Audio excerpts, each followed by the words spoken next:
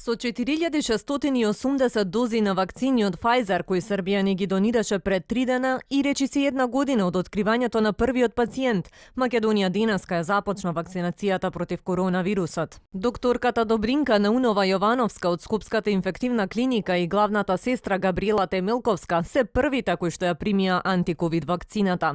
После 12 месеци работа со најтешките пациенти со ковид се надеваат дека конечно со вакцинацијата ќе се стави крај на пандемијата. Јас ја примив вакцината, се чувствувам одлично, самата аплицирање на вакцината е безболно и можам да препорачам да секој од нас кој е во оваа држава и сега веќе имаме вакцини, ја прими вакцина по собствен избор, нормално кој сака Pfizer, кој сака некоја друг тип на вакцина, меѓутоа тоа е единствен начин да се заштитиме од овој тип на инфекција што не задеси последнава година дена, со која цел свет се бори, па и ние. Секако дека се чувствуваме посигурни дека со вакцинацијата ќе се намали бројот на новозаболени и дека ќе почнеме да се враќаме во нормален живот. По персоналот од инфективна ќе се вакцинира персоналот од останатите ковид центри во Скопје, потоа и здравствените работници од другите градови кои ќе треба да дојдат во модуларната болница за да примат вакцина.